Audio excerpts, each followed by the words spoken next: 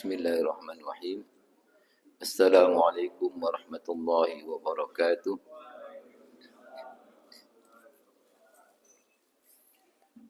Alhamdulillah rabbil alamin. Assalatu wassalamu ala sayyidil anbiya wal mursalin wa ala alihi wa ashabihi ajmain. Yaqulu subhanahu wa ta'ala ba'da a'udzu billahi minasy syaithanir rajim. يا أيها الذين آمنوا اتقوا الله حق تقاته ولا تموتن إلا وأنتم مسلمون يا أيها الذين آمنوا اتقوا الله ولتنظر نفس ما قدمت لغد واتقوا الله إن الله خبير بما تعملون ويقول صلى الله عليه وسلم اتق الله حيثما كنت وأتبع السيئة الحسنة وأتبع السيئة الحسنة تمحوها وخالق الناس بخلق حسن. Alhamdulillah para bapak-bapak dan juga ibu-ibu rahimani wa rahimakumullah, kita bersyukur kepada Allah Subhanahu wa taala. Insyaallah alhamdulillah kita insyaallah masih selalu istiqomah dalam kebaikan, istiqomah dalam sedekah, istiqomah dalam membaca Al-Qur'an, istiqomah dalam pengawasan dan juga lain-lain. Itu karunia dari Allah Subhanahu wa taala. Kajian kali ini karena kita masih di bulan Agustus, kita mencoba mencermati wacana kemerdekaan di era kenabian pada zaman Nabi. Kalau penjajahan itu identik dengan penindasan, maka Rasulullah beserta para sahabat sempat tertindas. Dan itu diabadikan di dalam Al-Quran. Berarti untuk menjadi pelajaran. Tetapi itu diabadikan diantaranya setelah menang. Setelah Rasulullah berhijrah ke Madinah, diabadikan dalam surah Al-Anfal ayat 26. Surat Al-Anfal niku surat ke-8. Surat ke-7-nya Al-A'raf. Keenamnya Al-An'am, kelimanya napa? Al-Maidah, keempatnya napa? An-Nisa, tiga Ali Imran, 2 Al-Baqarah, setunggal Al-Fatihah. Masyaallah. Dalam surat Al-Anfal ayat 26. Surat Al-Anfal niku surah Madaniyah. Artosipun turunnya Rasulullah sudah berhijrah, sudah membangun masyarakat yang mandiri. Kalau bahasa kita ya merdeka, ngoten. Tapi kata Pak mantan Panglima Gatot Nurmantio Jenderal, merdekanya Indonesia ini karena doanya para kiai, doanya ulama. Nah, kalau kita pelajari, ternyata sejak zaman dulu kala, bangsa kita ini sebagian tidak semuanya lah. Jangankan zaman kita, zaman Nabi saja ada orang munafik. Napa mulai zaman kapan-kapan. Menunjuk memang yang perjuangannya napa nggih. Rasa nasionalismenya tinggi, kepentingan napa bangsa sendiri itu tinggi. Tapi yang tidak berjuang mungkin boten patek tinggi. Saya punya anak di Malaysia untuk menunjukkan nasionalisme. Anak saya dulu pernah sebagian lahir di Malaysia. Ketika berurusan dengan perawatnya orang asli. Kata dia, maknya boleh pulang ke Indon, anaknya tak boleh. Karena anaknya asal lahir di Malaysia, diakui sebagai warga negara. Maknya pulang, silahkan pulang. Anaknya tak boleh. Itu satu poin. Poin yang lain, ketika kita kemarin zaman krisis ekonomi, sembilan pintan ya, atau yang kemarin bukan masa corona itu kalau di Malaysia orang yang ekonominya tidak mampu dikasih duit sebulan apa pinten 1.000 ini pinten juta petang juta apa pinten lah. Terus di tempat-tempat tertentu ada ada niku lho kotak Xbox niku mau kulkas gratis nih. Di tempat tertentu ada kulkas gratis sayur ngambil piyambak lauk piyambak ngoten. Lah anak saya ditanya oleh uminya, kok ndak ngambil jatah 1.000 dari kerajaan dari pemerintah? Kasihan kerajaannya. Jadi kasih jatah ndak diambil, mesakin negorone. Kalau di kita ndak ada mesak-mesakan. PKB. Itu salah satu beda adat. Ya Allah ya Rabbi. Lah di kita era penjajah zaman dulu kala, katanya sekarang kan ceramah mana-mana ada lah. Orang asingnya, terutama orang Eropa, hanya sekitar 200-an ribu. Penduduk aslinya ada 60-an juta, kok bisa dikendalikan orang atus ini. Berarti dari sekian tadi, ada yang bisa berpihak ke penjajah, sehingga bisa dijajah. Jadi kita ini ada potensi untuk gitu-gitu tadi, ada potensi begitu. Ya Allah ya Rabbi. Nah, Nabi kita pula pernah tertindas. Diabadikan dalam surah Al-Anfal ayat 26. Ini berarti untuk pelajaran kapan kaum muslimin itu tertindas atau tidak merdeka, suatu masa harus merdeka. Tapi kan ini kita kasih setelah merdeka. Disebutkan dalam surah Al-Anfal ayat 26. Wadhkuru idh antum qalilum mustad'afuna fil ardi. Tertindas itu namin pun mustad'afin. Terjajah itu mustad'afin, tertindas. Ingatlah ketika kalian tertindas di muka bumi. Maksudnya di Makkah. Tapi ini diceritakan sudah mentas. Sudah tidak tertindas. Ya Allah ya Rabbi. Takhafuna ayyatakhatafakumun nas. Takut kalau nanti orang Quraisy menangkapmu. Mbok menawi zaman lain ndek ben mbok menawi. Pejuang-pejuang mbok menawi takut sama londong, takut ketangkep. Itu yang pejuang, yang mboten pejuang ya mboten napa-napa lah. Mungkin yang pejuang-pejuang juga dilian sama Jepang mbok menawi. Yang ndak pejuang nggih bareng-barengan. Takhafuna ayyatakhatafakumun nas. Takut kalau nanti orang Quraisy menangkapmu. Fa'awakum, kemudian Allah berikan kalian semua tempat tinggal yang baru. Yaitu di Madinah. Wa ayyadakum binasrihi, dan Allah berikan kepada kalian, kuatkan dengan pertolongan. Pertolongan Allah itu diantaranya didapatkannya kalau kita menolong agama Allah. Ya ayyuhalladzina, dalam surah Muhammad ayat 7. Surat Muhammad surat pinten ayo. Surat Muhammad surat pinten? 47 nggih, 47, 48 ini napa? Al-Fatah, 49 napa? Al-Hujurat. Nah, 50 napa? Qaf. Kula apal ning mboten sengaja ngapal. Mboten sengaja ngapal tapi apal. Dari surat 1 sampai paling boten sampai napa nggih?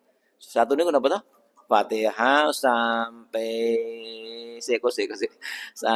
sampai al boten al-lail.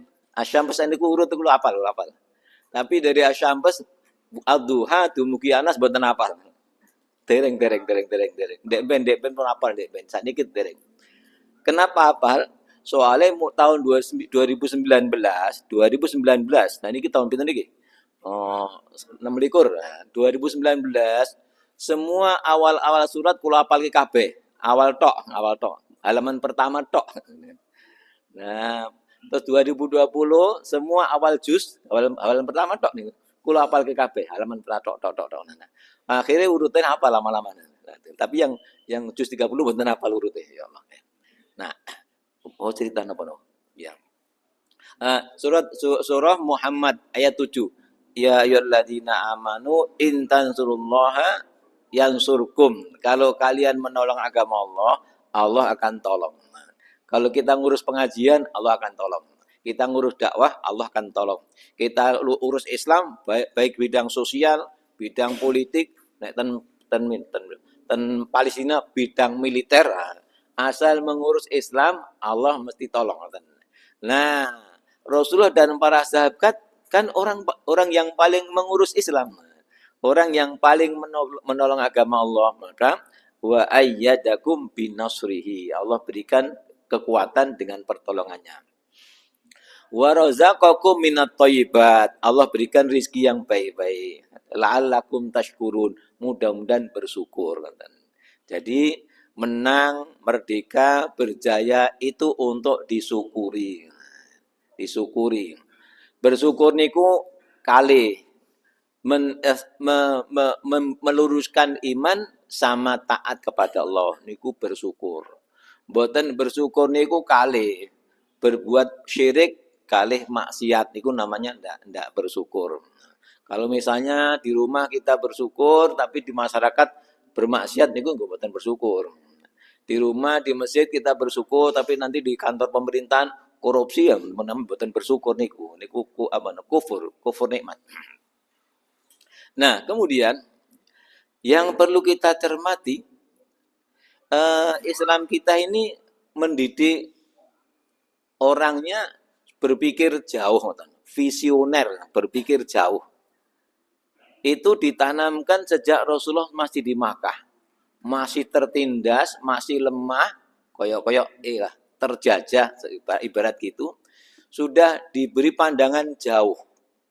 Yaitu disebutkan dalam surah Al-Anbiya. Surat Al-Anbiya ini surat ke-20 pinten. 1. 20-nya napa? Toha. 19 napa? Maryam. Ya, nggih. Dalam surah Al-Anbiya ayat 107 yang sering dipakai Pak Ustadz berkhutbah. Wa ma arsalnaka illa rahmatan lil alamin. Itu disampaikannya Rasulullah masih tertindas di Makkah. Belum menang, belum berjaya. Tapi sudah diketahui bahwa Islam ini harus dibawa sampai mendunia. Niku berarti kalau ndak calon orang besar ya ndak mungkin. Demen kula nate pas rada zaman cilik ndek ben. Dengarkan pengajian ten niku ten kuliah dhuwur ten niku. Masjid Agung. Nek mboten kleru ndek ben sing ceramah sinten nggih? Pak Abdullah Tupel yang perintis MTA. Lebih kurang ceritanya ngeten. Kalau nabinya wong Jawa, kira-kira Islam ra tekan bekunang. Lah perkewo mau ngandani wong perkewo, mau angkat perkewo. Padahal Islam tuh mendunia gitu loh. Lah kalau nabi ini wong Jawa ra tekan dari Solo tekan Bekunang. Bekunang waktu itu masih ada kali, belum ada jembatan baik-baik gitu ya Allah ya Rabbi. Nah, jadi sahabat itu pikirannya jauh ngoten. Berarti kita juga mestinya ya mikirnya waduh ngoten. Tapi ketika kita mikir aduh, ya umurnya pun mantek ini. Ya, pikiran tadi harus jadi warisan kan ngoten. Kalau nek pikir-pikir sakniki, memangnya wong Indonesia nanti kalau meninggal dunia ya Allah. Ya Allah. Mbak Samad pun situ ya Allah. Allah marham. Allah marham. Memangnya kita orang Indonesia nanti kalau meninggal dunia tidak ditanya kalau kok di Australia masih banyak orang yang enggak muslim. Padahal kan tugas kita kan berdakwah. Tugas kita yang memang taat kepada Allah itu sosialnya ke kanan kirinya intinya berdakwah. berdakwah itu aja mlebu swarga. Lah kita tahu di tetangga miko Australia banyak calon-calon wong mlebu neraka diteke wae. Mungkin kira-kira ora iso jawab ngene. Wong Indonesia kira-kira nek mbak ndak mikir gitu kira-kira ndak iso jawab, ndak iso jawab. Terutama yang dekat-dekat mriko yang Bali tinggal numpat temen mriko. Ah ya Allah. Tapi anehnya ngeten. Orang luar negeri itu ke Indonesia gamping banget. Orang Indonesia ke luar negeri kok angel banget ini. Ya Allah ya Rabbi, kula ndek pas mlaku-mlaku tengan Bali niku bingung ini. Orang Australia kok padha kemari dolanan kayak pakaiane kok tetek bengek ngoten niku. Ya Allah ya Rabbi, padahal yang punya tugas dakwah kan kita. Nah, mestinya kan kita dulan-dulan ke Australia ngoten kan ambil ya dakwah nopo. Wong soleh itu mlaku-mlaku tok pun apik to. Orang soleh itu jalan-jalan kemana saja kan sudah bagus, sudah termasuk dakwah dengan lisanul hal. Jadi, ya Allah, nomor setunggal, Islam ini mendidik orang berpikir jauh, karena membawa Islam ini mendunia. Buktinya sampai ke kita lah gitu. Yang kedua, Islam itu mendidik umatnya ben nanti ke depan jadi pemimpin. Sebab dunia ini kan mesti ada yang memimpin. Dunia ini mesti ada yang memimpin. Nek pemimpin ini mboten apik mesti elek kan itu nah. Dunia itu mesti ada pemimpin. Sampai Rasulullah ngendika ngeten. Ya Allah. Niki Islam itu biasanya sesuai dengan sunatullah, sesuai dengan kehidupan masyarakat. Umumnya ngoten, umum ngoten. Ya Allah, umumnya ngoten. Nek di kita setiap mau sholat ya wudu, mau makan ya cuci tangan. Tapi kadang-kadang di budaya kita untuk cuci tangan tidak nunggu corona baru rajin cuci tangan dumugi sak mriki. Ya Allah ya Rabbi. Ya Allah kembali. Jadi Islam itu mendidik umatnya agar berpikir mendunia. Maksudnya membawa Islam ini mendunia ngoten. Itu kalau orangnya tidak berprestasi kan tidak mungkin orang kita di Indonesia saja untuk melompat ke Malaysia. Tidak semua orang niki jangan-jangan belum ada yang pernah ke Malaysia nih. Apa belum pernah ke Singapura naik kula pun nanti dek men soal sana dek men senengane dolan kula. Malaysia kah, Bangladesh sana, pun dimulai India, Thailand, Singapura pun dek men zaman nom-noman. Soalnya seneng dolan dek. Duitnya kau ngendi mboten ngerti pokoke tekan. Ya Allah ya Rabbi, kembali. Jadi mendunia ngoten, mendunia ya Allah. Wa ma arsalnaka illa rahman. Maksudnya ngeten. Kalau di umur kita belum sempat kita melangkah mendunia pun berpikir mbok menawa mengke anak putune sempat ngoten lho. Sempat anak putune. Tapi kalau zaman Nabi ndak usah menunggu anak putu langsung sempat kabeh secara umum. Nomor kali bahwa Islam ini mendidik umatnya ben dadi pemimpin. Soalnya itu tadi dalam hadis sebutkan la yahillu li salasatin yakununa bi falati minal ardi illa ammaru alaihim ahadahum. Dalam hadis itu. 3 orang tidak halal 3 orang di muka bumi kecuali mengangkat satu sebagai pemimpin. Nah itu sesuai dengan sunatullah, asal ada kampung mungkin ada Pak Lurah, lebih sempit mesti ada Pak RT dan lain-lain. Itu sudah sunatullah ngoten. Ternyata itu sesuai dengan syariah ngoten. Sampai idza kharaja salasatun fi safarin falyu'ammiru alaihim ahadahum. Kalau bersafar 3 orang, setunggal jadi pemimpin. Itu apa namanya? Nah, kemudian ulama menyimpulkan kalau kelompok kecil saja mesti ada pemimpinnya, no pemilih besar. Nah, maka sekarang munculnya organisasi kampung wonten pemimpin, organisasi wonten pemimpin. Itu hadisnya memang demikian ngoten. Tapi ini ngoten. Kepemimpinan di dalam masyarakat itu kompetisi berlomba-lomba.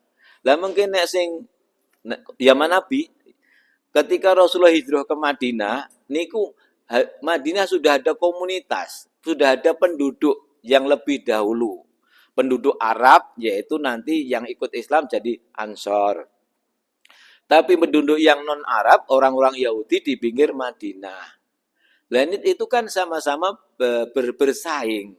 Kalau yang menang orang Yahudi nanti kan pemimpinnya orang Yahudi. Kalau yang menangnya, yang dominannya adalah kelompok Abdullah bin Ubay bin Salul, nah dia yang muncul kan. Tapi takdir Allah ya rahmat Allah yang muncul Rasulullah gitu. Nah, ini diabadikan di dalam surah yang sama, surah Al-Anbiya ayat 105. Walaqad katabat, maksud kita ngeten. Ya, kalau umurnya pun mentek kados kita ini ya paling tidak mikirnya dicocok-cocoki sama Quran ngoten. Adapun langkai ya sak napa? Ya sak tekan-tekani lah. Kita pikirannya maunya sholat malam, ini kan boten sido-sido padahal pun tuwa. Maunya sholat duha nggih boten patek-patek sido, padahal pun tuwa. Paling dia kan pikirannya tiap hari mau apik ngoten. Nah, kita baru bercita-cita. Mbok menawi mengke anak putune yang bisa merealisasikannya ngoten. Nah, disebutkan dalam surah napa, Bang? Al-Anbiya 105. Walaqad katabna fiz zaburi mim ba'di dzikri annal ardo yarisuha ibadiyas solihun. Ya Allah. Ini surah Al-Anbiya Makkiyah. Artinya Rasulullah masih tertindas. Nih bahasa kita kados terjajah. Tapi sudah diketahui nanti orang soleh itu menjadi pemilik bumi. Bayangke bagaimana menggatukkannya. Sedang dioyak-oyak oleh Abu Jahal sudah dikasih tahu nanti Mekah milikmu. Kapan itu? Apa namanya, misalnya Bilal bin Rabah radhiyallahu sedang disiksa oleh Abu Jahal CS, sudah diketahui, sudah dikasih tahu nanti Makkah milikmu. Ngotak-ngotak kan angel iku, kudu yakin. Kapane mboten ngerti. Lah ini berlaku untuk orang soleh manapun juga. Orang soleh manapun juga kedepannya yang memang memenuhi syarat akan jadi pemimpin yang memenuhi syarat. Mboten soleh saja apa namanya dalam dunia apa namanya misalnya di Amerika soleh ndak soleh asal berprestasi mimpin. Nah, apa namanya nek saniki pemimpin New York saja soleh lah. Itu kan berkompetisi niku. Dalam dunia yang boten-boten soleh saja yang paling yang paling berperan aktif akan muncul. Lah nek campuran soleh boten soleh, lah mungkin yang muncul boten soleh kan rada gawat kan ngoten. Nah, maka sejak Rasulullah masih tertindas sudah dikasih tahu nanti orang-orang soleh itu akan memiliki bumi, memiliki tanah air. Ya Allah, memiliki tanah air. Dulu era zaman Londo yang tinggal nenek moyang kita, tapi sertifikatannya punya Londo. Yang tinggal kan kita, tapi nama pemerintahnya Hindia Belanda. Ya Allah, orang 200.000 menguasai orang 50 juta kala itu. Ya Allah. Artinya, monggo diunjuk. Bismillah. Ya Allah. Artinya bahwa ketika Rasulullah masih lemah, masih tidak berdaya, sudah dikasih tahu nanti orang-orang soleh itu akan memimpin dunia, akan memiliki dunia. Berarti bahasa gampangnya masuk akal atau tidak masuk akal nanti maka akan menjadi milik mereka. Yang ternyata setelah pinten tahun. Setelah pinten tahun 13 tambah 8 setelah 21 tahun. Kan belum terbayang nanti untuk memiliki Makkah, memiliki Madinah dulu. Gimana bayangkannya kan? Tapi kan ini kan yakin.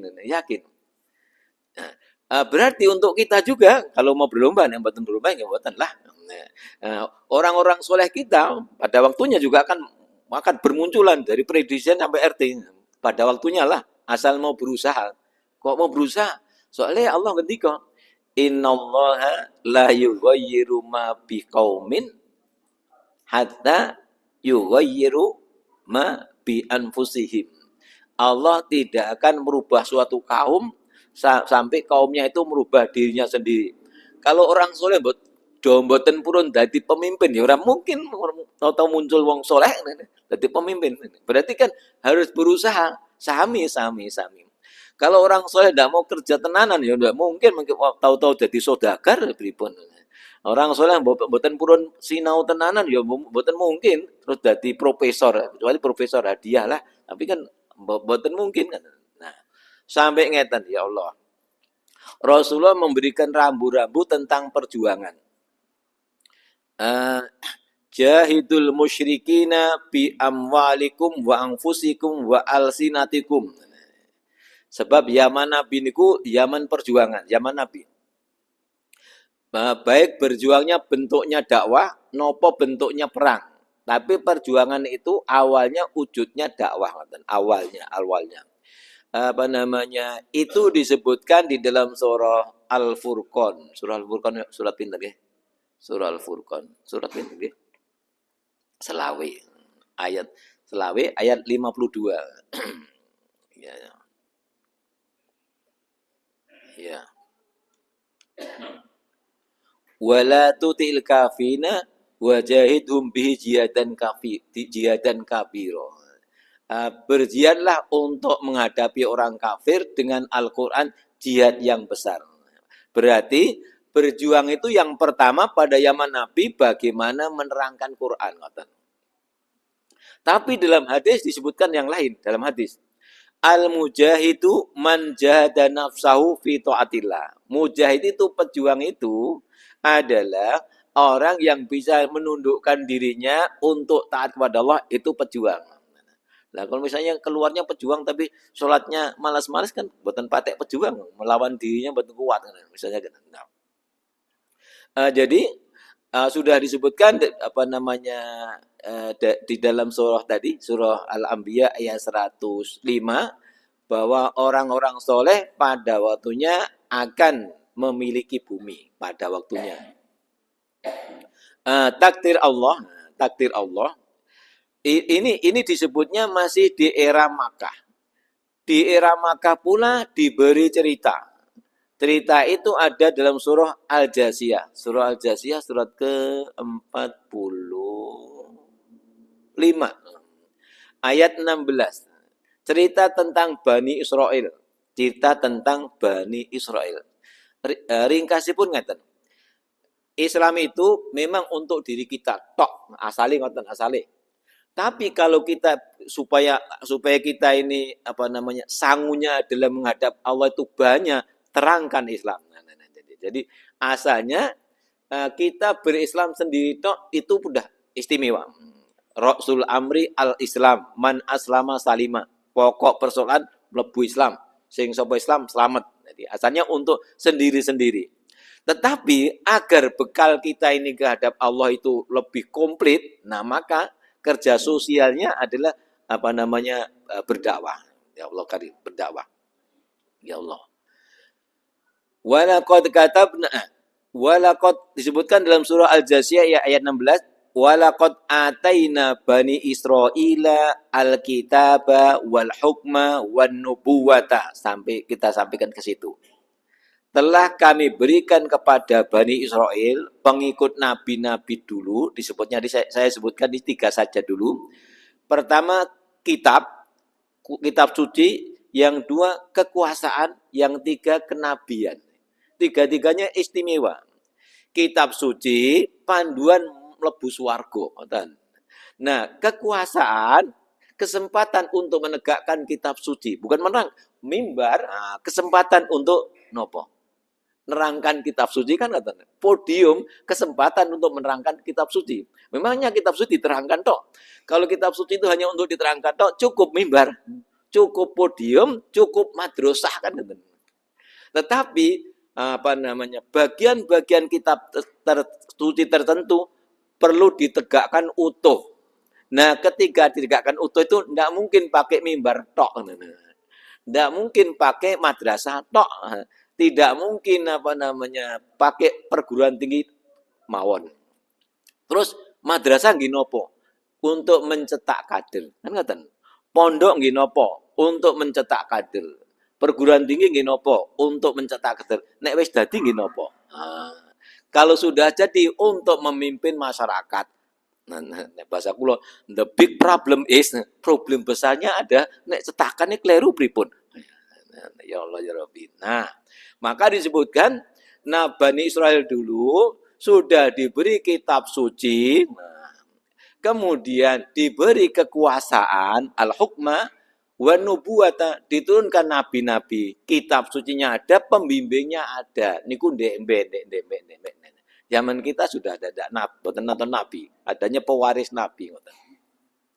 Nah, yang perlu kita cermati, ini diceritakan ketika Rasulullah masih tertindas di Makkah. Persoalannya ginopo? Atau begini, ini pengajian kita kaji, buat apa? Berarti kalau kita ini on the way, Jowo, on the track, suatu masa orang soleh itu akan selalu berpandukan kepada kitab suci. Nek soleh tenan. Suatu masa orang soleh itu mesti berkuasa, memimpin. Nek lurus. Suatu masa orang soleh itu akan selalu mengikuti jejak-jejak Nabi. Nek lurus. Tetapi tidak semua Bani Israel punya kekuasaan. Terus Nabi Musa tidak sampai berkuasa. Terus Nabi Zakaria tidak sampai berkuasa, tidak sampai punya kekuasaan. Nah, kalau kita simpulkan, Islam itu berkuasa nopo mboten berkuasa, asa sudah di atas Islam pun apik ngoten. Contonipun, ya Allah. Pripun nek nopo nggih? Sahabat-sahabat yang meninggal dunia ketika masih di Makkah. Nah, Islam baru muncul, baru mengikuti Islam sedikit, terus umurnya sudah habis. Kados sahabat Sumayyah, Sahabiyah. Terus mulai Islam belum tegak di Jazirah Arab, baru tegak sedikit di Madinah. Terus pun podo sahid, terutama yang pasukan Badar kan sebagian pada sahid. Tetapi asal sudah maksimal, niku pun leres. Jadi asal sudah maksimal sampai kepada membawa Islam ke ranah kekuasaan atau tidak sampai, asal sudah maksimal niku pun leres. Nanti pertanyaannya, Rasulullah membawa Islam sampai di mimbar-mimbar nopo sampai kepada puncak nopo? Puncak kekuatan.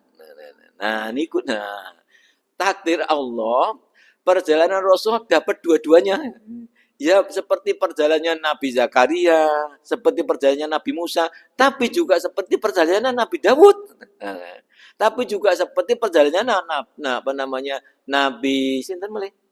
Yang sampai dadi raja niku. Nabi Sulaiman. Nah, berarti jadi contoh Nabi ini komplit banget. Nabi itu contoh bagi guru, bagi bapak, bagi kepala rumah tangga, sampai kepada bagi politikus pun nyontohnya Nabi. Karena Nabi lengkap. Nah, ketika Rasulullah belum wafat, mboten napa-napa dan saya mau ya. Ya Allah ya.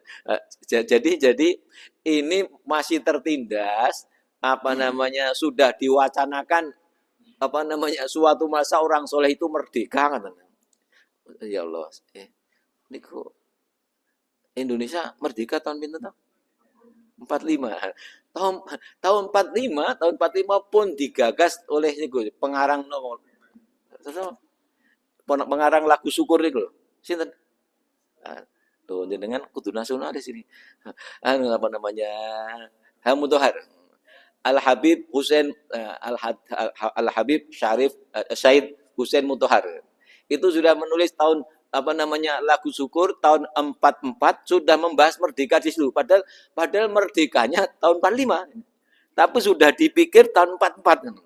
Nah, ini gampangnya ini masih di Makkah, Rasulullah sudah diceritai oleh Allah, nabi-nabi dulu sudah mendapatkan kekuasaan. Nah, nanti ternyata pada waktunya Rasulullah juga punya kekuasaan, yaitu setelah berhijrah. Setelah berhijrah, kemudian 8 tahun kemudian Fatah Makkah.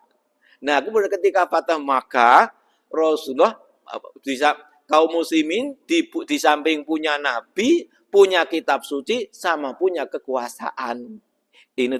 Nah, kemudian setelah itu Rasulullah berpesan, "Alaikum bisunnati wa sunnatil khulafa ar-rasyidin al-mahdin min ba'di." Ikut sunnahku. Apa? Rasulullah jadi dakwah tapi jadi pemimpin. Nah, kemudian khulafa rasyidin jadi pemimpin empat-empatnya dan selanjutnya. Jadi apa mestinya kaum muslim itu idealisme tinggi banget. Yo anaknya jadi soleh imam mengajarkan Islam atau menegakkan Islam atau memimpin dengan Islam kan konten pada waktunya. Nah, itulah kiranya bentuk mensyukuri kemerdekaan. Terakhir, ketika Rasulullah baru awal memulai kebebasan atau kemerdekaan di Madinah, rambu-rambunya sekawan. Sekawan. Ayuhan nas afsus salam, tebarkanlah salam. Ternyata dengan menebarkan salam akan terbangun kekuatan sosial, hubungannya kabeh apik. Wa'ad imuto'am, bagi-bagi bagi-bagi makan. Ternyata itu kalau dikembangkan akan membangun kekuatan ekonomi, kan gitu. Nah, yang ketiga, wasilul arham, urus keluarga. Itu kalau dikembangkan ternyata akan memunculkan keluarga-keluarga yang kuat. Wasallu wan nasuniyam, orang-orang pada tidur silakan sholat malam. Itu kalau dibangun ternyata akan membangun kekuatan pribadi yang sangat-sangat kuat. Dengan 4 tadi, maka Madinah akan berjaya. Terus bisa masuk tadkhul jannata bisalam, masuk surga dengan selamat. Maka mestinya kita mengisi kemerdekaan itu dengan membangun 1 kekuatan sosial, 2 kekuatan ekonomi, 3 kekuatan 4 rumah tangga, 4 kekuatan hubungan dengan Allah Subhanahu wa taala. Insyaallah berkah. Maka dan yang bisa sampaikan lebih kurang mohon maaf. Subhanaka Allahumma wa bihamdika asyhadu an la ilaha illa anta astaghfiruka wa atubu ilaik. Walhamdulillah. Assalamualaikum warahmatullahi wabarakatuh.